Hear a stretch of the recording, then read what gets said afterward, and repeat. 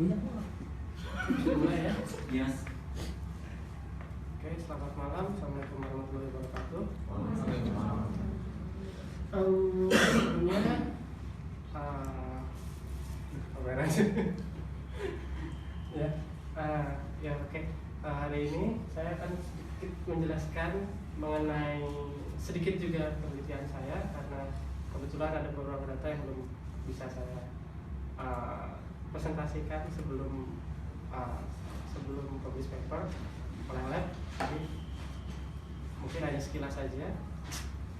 Dan saya di sini akan memberikan introduction untuk stem cell based tissue engineering dari lab ke klinik. Oke, sebelumnya mungkin ini latar belakang penelitian saya. Jadi sesuai dengan background awal saya, awal riset saya diawali dengan di bidang bedah mulut dan maksilofasial, dan juga karena saya dulu ada background S1 farmasi. Jadi ketika itu kebetulan saya meneliti mengenai farmakogenetik, terutama mengenai personalized medicine. Jadi pemberian obat kepada setiap pasien. Jadi setiap pasien tidak bisa efek terapeutiknya akan berbeda meskipun dosisnya sama pada tiap individu. Dan berikutnya saya sempat meneliti mengenai viral vector engineering. Ini adalah genetic engineering untuk transfer gen ke dalam sel. Dan selanjutnya molecular and clinical oncology. Sebetulnya kalau orang Jawa ini pasti familiar dengan ini. Ini ilmu mengenai angka, ongko dan logi. Ongko itu ilmu, logi itu ongko itu angka, logi itu ilmu. Tapi di sini sebetulnya mengenai kanker. Selanjutnya juga mengenai biomarker, masih di onkologi. Biomarker yang saya teliti adalah RNA interference. Jadi mekanisme epigenetik yang mempengaruhi perkembangan kanker. Selanjutnya sebetulnya saya sudah lama meninggalkan ini, dan di bawah itu yang main catur. Saya dulu sempat meneliti mengenai resistensi bakteri terhadap antibiotik, dan saat ini untuk fokus riset saya di Kodai adalah tissue engineering in regenerative medicine, terutama aplikasi dari iPS. Mungkin nanti saya bisa jelaskan apa.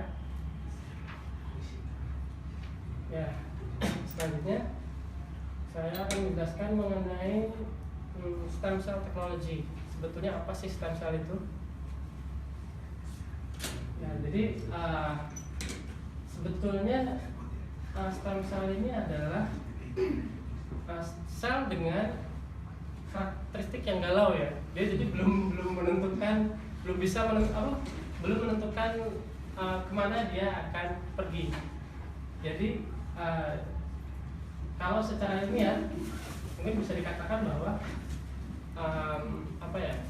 sel ini masih natif. Jadi dia belum berkembang menjadi sel lain. Dan stem cell ini terbagi atas beberapa jenis, sebetulnya banyak sekali.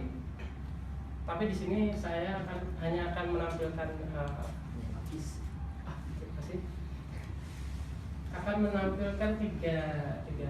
tiga jenis utama. Yang pertama adalah embryonic stem cells. Jadi jenis stem cells ini adalah sebetulnya stem cell yang diambil dari terutama blastocyte ya. Jadi ketika terjadi fertilisasi atau pembuahan antara spermatozoa dan ovum, hasil sel yang telah difertilisasi tersebut akan berubah menjadi morula, blastula, gastrula, dan salah satunya ini blastocyte. Blastocyte ini terjadi pada fase blastula. Dan jenis stem cell ini bisa diambil dari inti blastula ini, dan sifatnya adalah pluripoten dan juga totipoten. Jadi mungkin akan saya jelaskan di sini bahwa pluripoten adalah sebuah karakteristik sel di mana sel itu bisa berdiferensiasi atau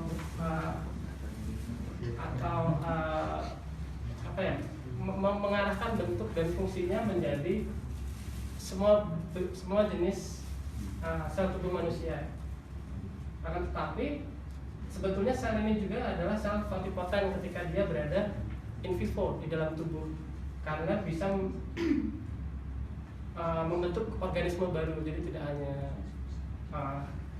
sel dengan karakteristik jaringan tertentu, tapi juga individu baru. Dan berikutnya adalah tissue stem cell, atau banyak orang yang bilang adult stem cell dewasa. Jadi sebetulnya perbedaan yang mencolok adalah jenis tissue stem cell ini hanya bisa berdiferensiasi sesuai dengan karakteristik awalnya. Sebagai contoh, ada yang disebut dengan hematopoietic stem cells. Jadi hematopoietic stem cells ini hanya bisa berdiferensiasi menjadi sel-sel darah. Jadi dia bisa jadi leukosit, eritrosit, dan sebagainya. Tapi tidak bisa berdiferensiasi menjadi sel jenis lain, misalnya kelenjar. Dan uniknya lagi adalah saat ini jenis adult stem cells ini bisa diambil dari misalnya rambut atau mungkin gigi. Jadi sekarang ada stem cell banking. Jadi tidak hanya jenis embryonic stem cells yang juga istilahnya ada pada bahasanya tali ari-ari bayi, ya plasenta. Ya, jadi sekarang ada stem cell bank untuk plasenta dan juga gigi. Itu bisa kita simpan. Jadi apabila suatu saat mungkin kita atau anak kita terkena penyakit yang membutuhkan regenerative medicine, sel itu bisa digunakan. Selanjutnya adalah iPS yang sudah saya sebutkan. Kebetulan saat ini saya melakukan riset dengan menggunakan jenis stem cell ini. Jadi sebetulnya stem cell ini adalah stem cell dewasa. Jadi sel yang diambil dari jaringan dewasa dan dimodifikasi secara genetik dan melalui reprogramming dengan memasukkan beberapa jenis gen yang juga menginduksi pluripotensi dari embryonic stem cells ini, dan dikultur dengan teknik kultur, dan pada akhirnya sel dewasanya akan terreprogramming atau memiliki potensi untuk berubah menjadi berbagai jenis sel seperti layaknya embryonic stem cells ini. Di sini sebetulnya saya kehabisan gambar ya, jadi saya tambah saja di gambar ini, sebetulnya agak jelimet. Tapi di sini saya ingin sedikit menunjukkan bahwa pluripotent stem cell ini bisa berubah, bisa kita diferensiasi menjadi berbagai jenis sel, mulai dari kulit, otik, sel mata, lalu saraf, tulang, otot, darah, hati, paru-paru, dan lain-lainnya. Dan menariknya adalah penelitian terbaru menyatakan bahwa sel ini pun bisa ternyata memiliki sifat totipotensi apabila ditransplantasikan ke dalam individu. Dan saya rasa mungkin dari segi bioetik ini adalah sebuah efek samping dari perkembangan teknologi di bidang stem cell ini. Jadi dengan misalnya kita memiliki iPS, kita transplantasikan di testis, dia akan bisa berdiferensiasi menjadi spermatozoa yang aktif.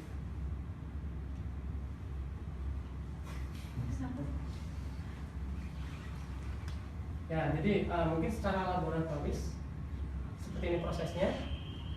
Dan iPS ini pertama kali ditemukan di Jepang sebetulnya oleh Profesor Shinya Yamanaka.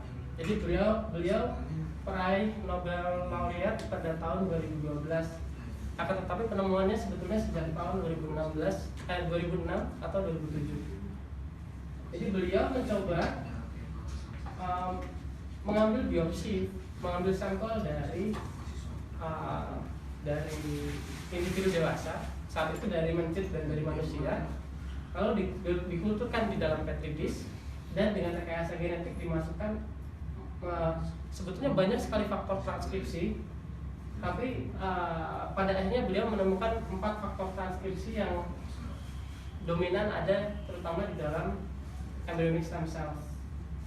Dan akhirnya beliau mencoba mentransfeksi sel tersebut, dan ternyata setelah kurang lebih 2 atau 3 hari akan timbul koloni, jadi kumpulan sel yang memiliki morfologi yang berbeda dari sel awalnya.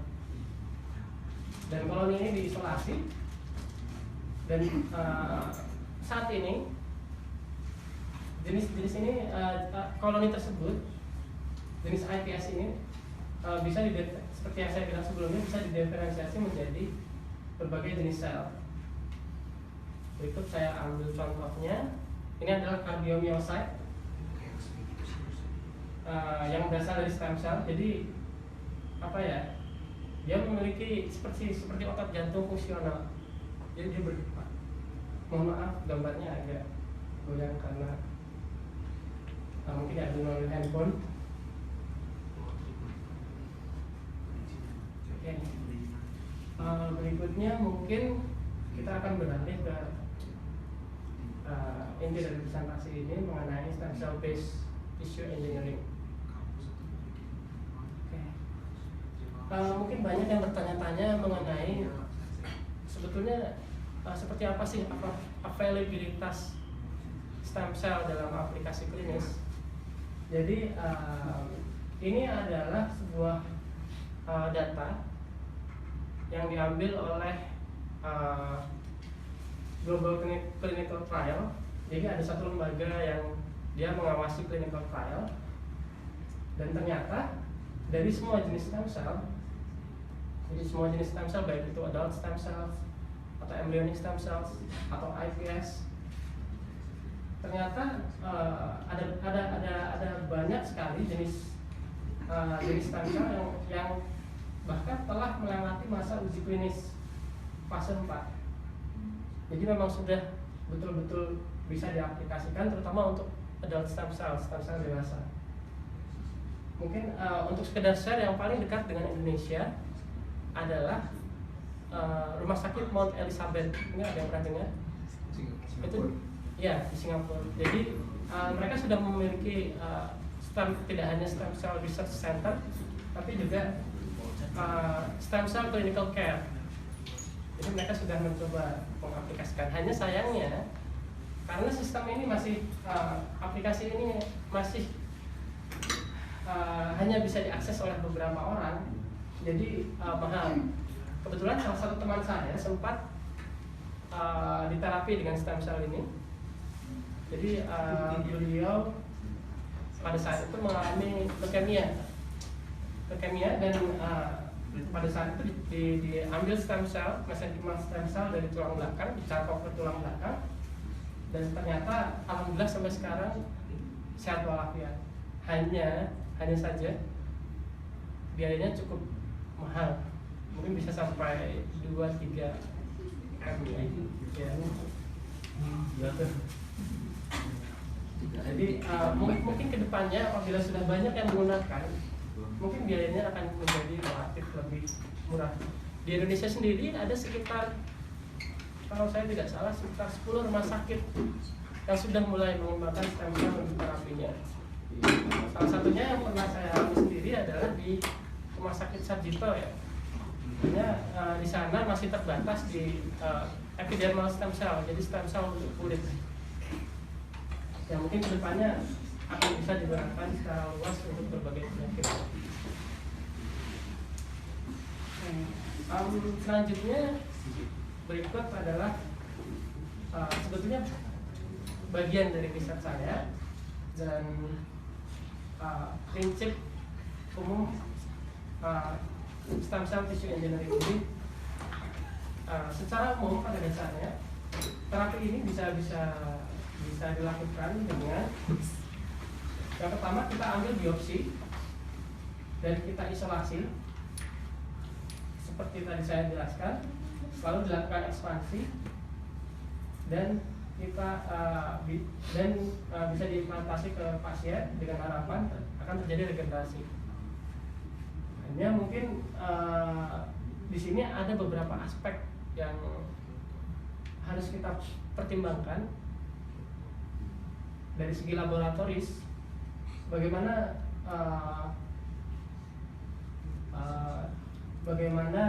microenvironment, artificial microenvironment atau lingkungan fisiologis sekitar sel itu di luar tubuh itu bisa seidentik mungkin dengan tubuh, meskipun rasanya tidak mungkin, tapi at least kita bisa mendekati ke arah sana.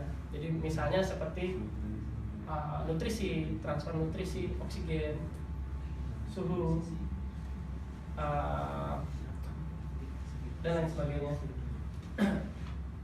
Dan hal lain secara laboratoris itu pada saat ini ada satu masalah dari kultur stem cell ini sebetulnya.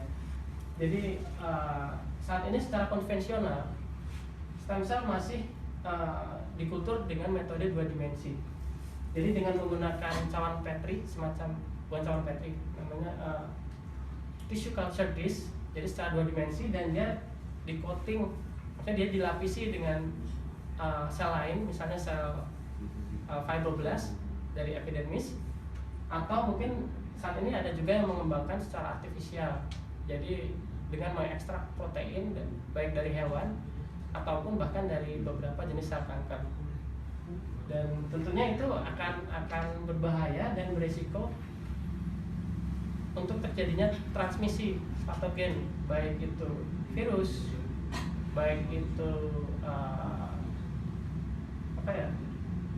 transitional gene, maksudnya gen-gen yang bisa ditransmisi dan lain sebagainya. Dan saat ini juga masih dikembangkan teknik lain, jadi kita tidak harus mengkultur dengan mengembangkan stem cell hanya dengan 2 dimensi, karena itu pun dengan metode tersebut stem cell yang akan dihasilkan juga akan sangat terbatas karena 2 dimensi. Dan berikutnya adalah genomic instability, jadi instabilitas genomik, terutama di iPS, karena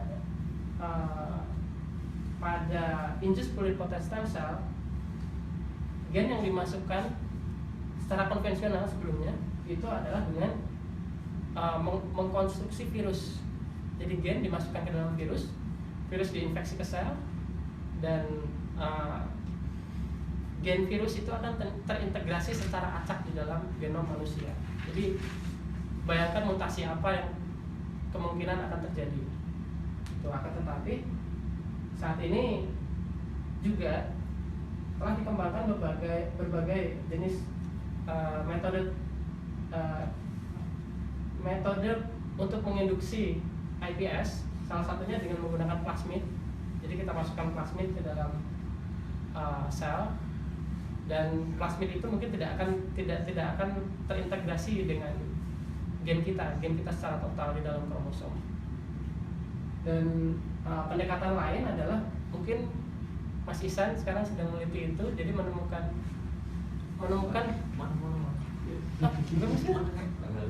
Mbak Galuh ya? Ya, antara Mas Ihsan dan Mbak Galuh sama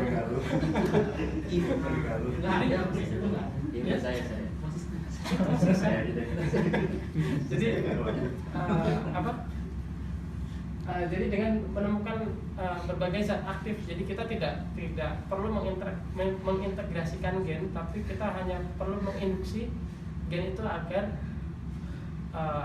terekspresi secara berlebih pada waktu-waktu tertentu saja. Tapi teknik itu pun saat ini masih dikembangkan. Dan yang berikutnya seperti yang saya bilang tadi, mungkin keterbatasan dari hasil akhir kultur sel. Jadi untuk saat ini seperti yang saya bilang bahwa secara konvensional masih bergantung pada kultur 2 dimensi. Untuk pengembangannya nanti akan saya jelaskan lebih lanjut. Dan hal lain yang juga perlu menjadi pertimbangan, dan saya rasa ini sangat pengetahuan yang cukup penting juga teman-teman, karena kita nggak tahu mungkin suatu saat ada, mudah-mudahan tidak ya, mungkin ada suatu saat tetangga atau siapa yang membutuhkan terapi ini. Hal pertama yang perlu diperhatikan adalah bioetik.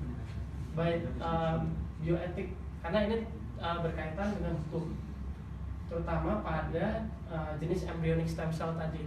Jadi untuk mendapatkan embryonic stem cell kita harus membunuh embrio, dan secara bioetik itu tidak bisa diterima. Itu. Hal kedua adalah penolakan sistem imun.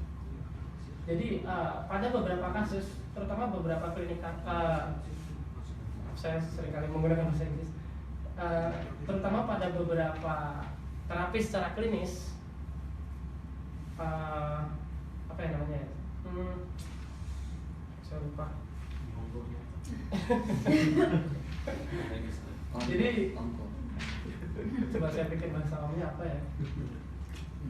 Bahasanya ya, jadi ya bahasa awamnya kita harus menggunakan senyawa untuk sementara mensupres imun kita. Mensupres lagi. Menekan ya. Untuk menekan sistem imun kita gitu. Dan itu akan sangat berbahaya, karena ketika dilakukan operasi resiko infeksi akan sangat tinggi pada saat transplantasi. Demikian, dan resiko terbesar akan dialami pada transplantasi embryonic stem cells, karena sel embrio yang ditransplantasikan kepada sel dewasa itu biasanya tidak akan diterima, karena tubuh kita akan mengenali itu sebagai zat asing, sebagai embrio yang tidak pada tempatnya, jadi biasanya dimusnahkan. Nah, sebagai jalan keluarnya mungkin kita bisa digunakan adult stem cell. Jadi kita bisa menggunakan stem cell dewasa dari tubuh, baik maksudnya orang dewasa kecuali embrio, atau mungkin iPS sendiri. Gitu. Bahkan penolakan imun ini pun masih pada beberapa kasus masih bisa terjadi pada individu itu sendiri. Jadi kembali ke kasus teman saya tadi. Jadi teman saya menggunakan mesenchymal stem cells dari backbone, dan itu dicangkok dari dirinya sendiri dan dikembangkan, ditransplantasikan ke orang itu sendiri. Itu bahkan terjadi penolakan sistem imun. Dan uniknya adalah ketika digunakan stem cell dewasa dari individu lain, dari keluarganya, itu malah berhasil. Jadi sebetulnya ada beberapa pertimbangan juga di sini. Gitu. Hal lain yang juga terkait tissue engineering adalah tissue compatibility. Jadi dengan adanya sistem ini tentunya kita tidak bisa, misalnya kita kultur sel, kita ambil, misalnya ada jantung yang rusak, kita templokin aja di jantung gitu. Mungkin itu akan berkembang menjadi, bahkan bisa menjadi teratoma ya. Setelah diferensiasi itu bisa kembali menjadi teratoma. Maksudnya bisa malah menjadi sel kanker. Jadi hal yang perlu diperhatikan di sini adalah bagaimana karakteristik akhir dari sel itu, dan juga bagaimana struktural, terutama bentuk ya. Jadi kita perlu membentuk seperti ibaratnya kita ambal gigi.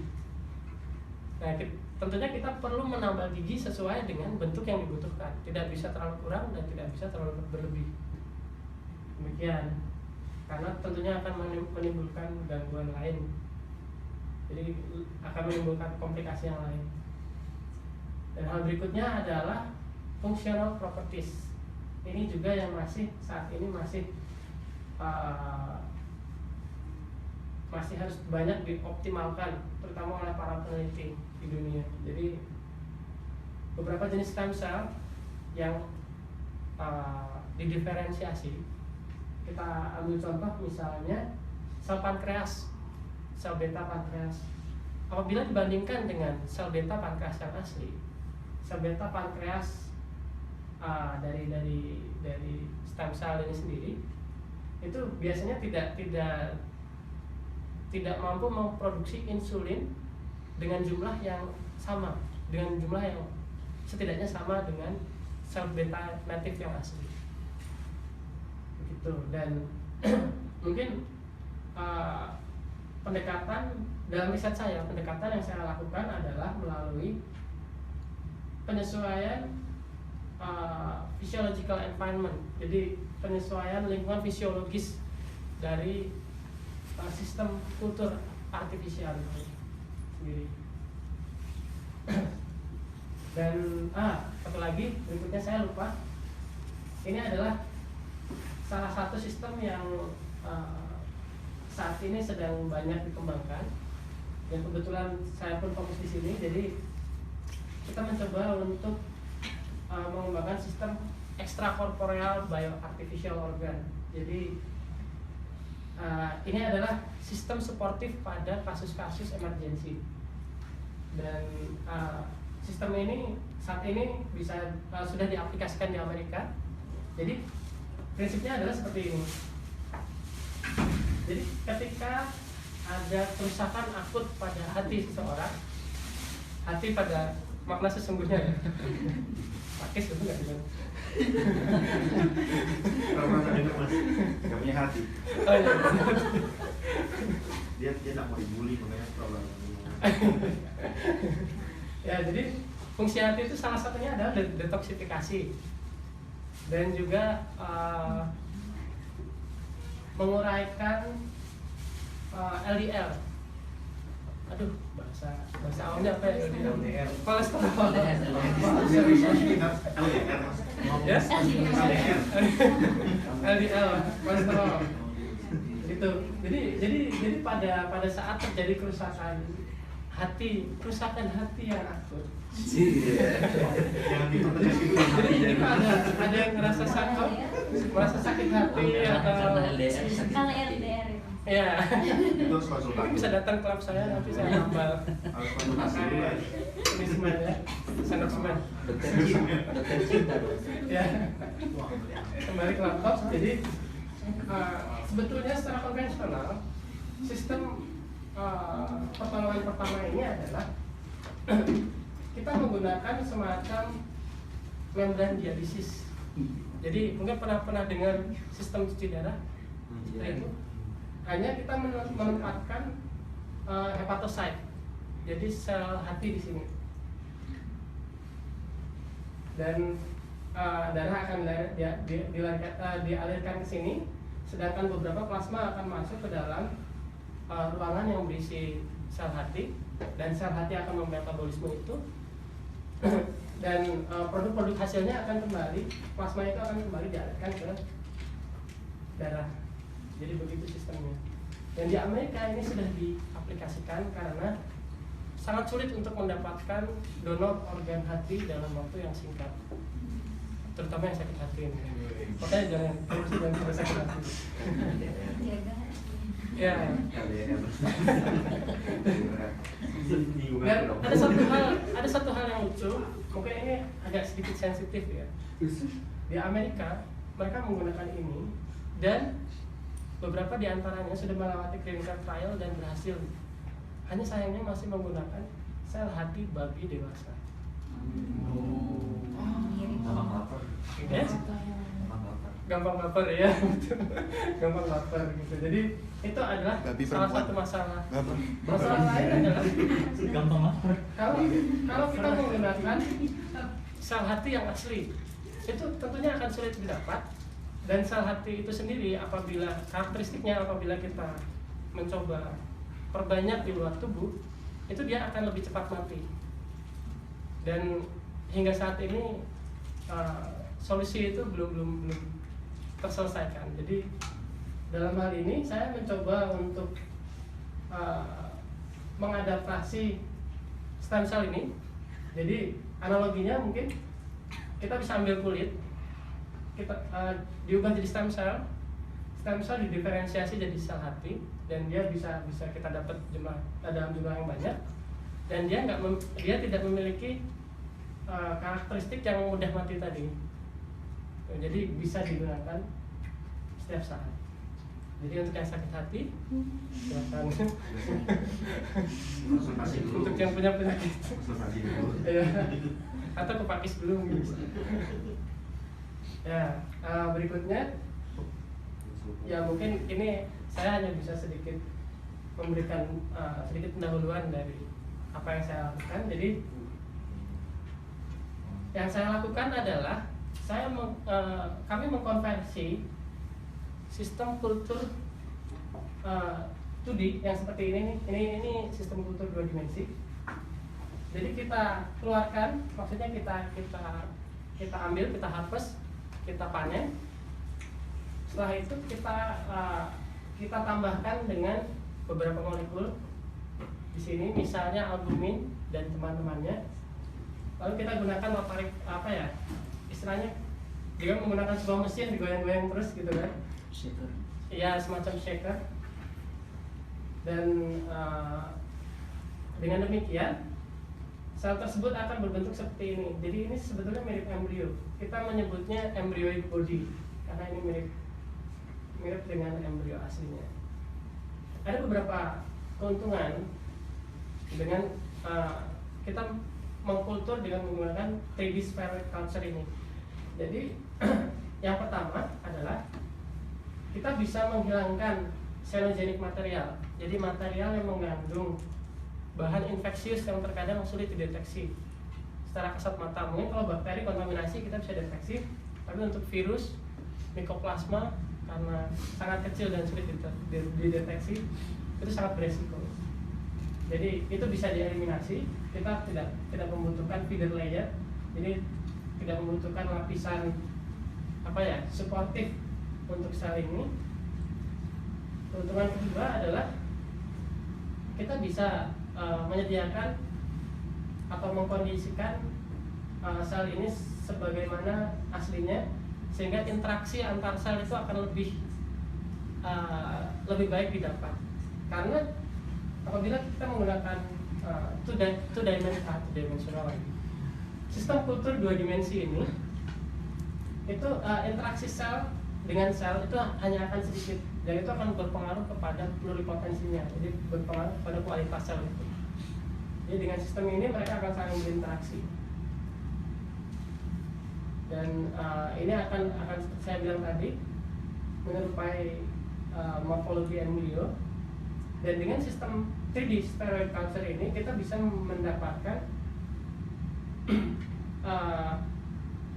hasil atau yield dengan jumlah yang banyak dan dengan densitas dengan kepadatan yang jauh lebih besar daripada kultur 2 dimensi ini. Dan hal lain yang saya temukan dari percobaan saya adalah dengan sistem ini kita bisa meminimalisir penggunaan beberapa growth faktor pertumbuhan.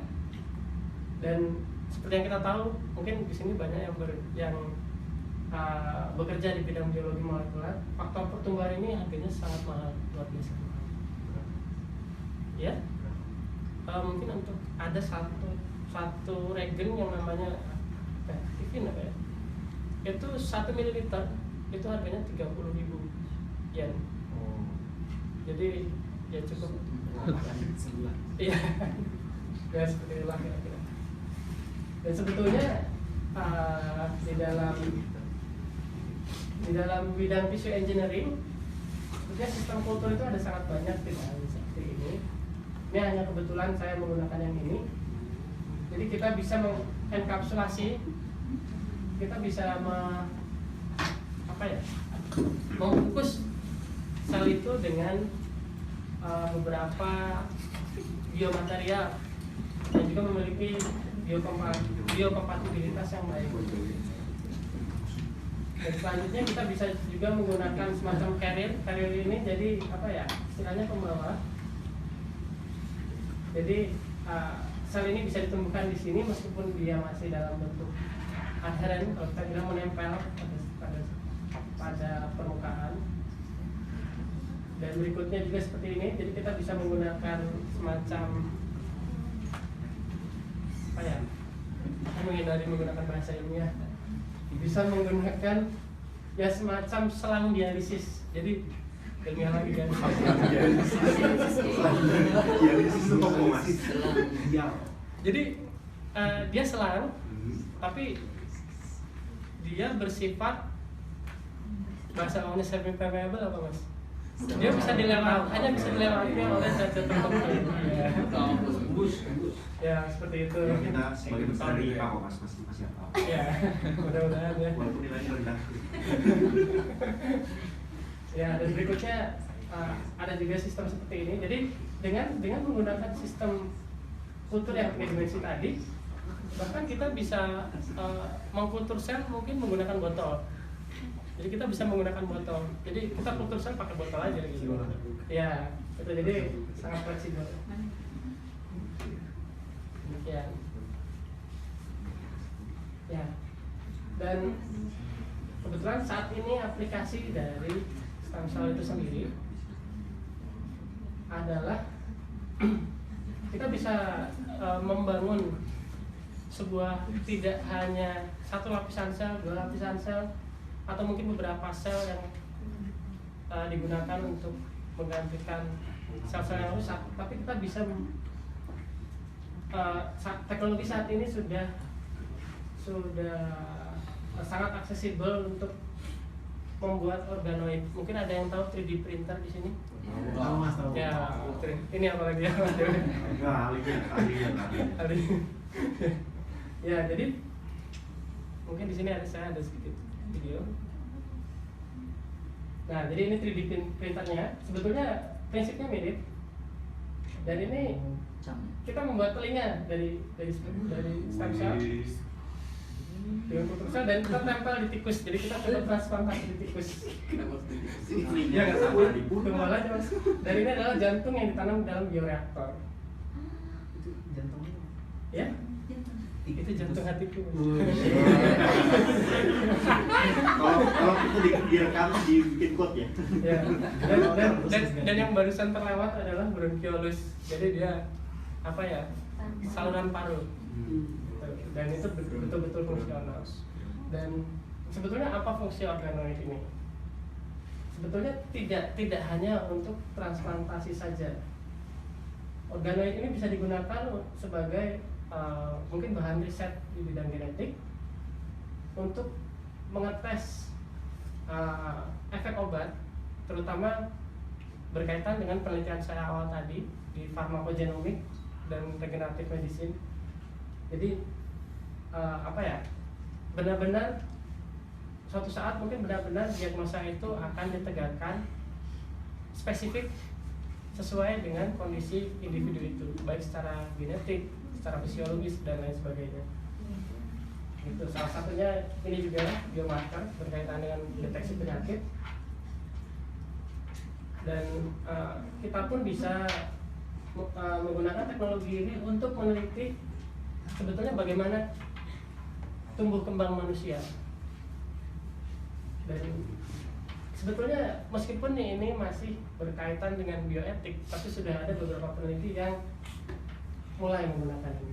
Saya kurang tahu detailnya, tapi saya menemukan beberapa papernya.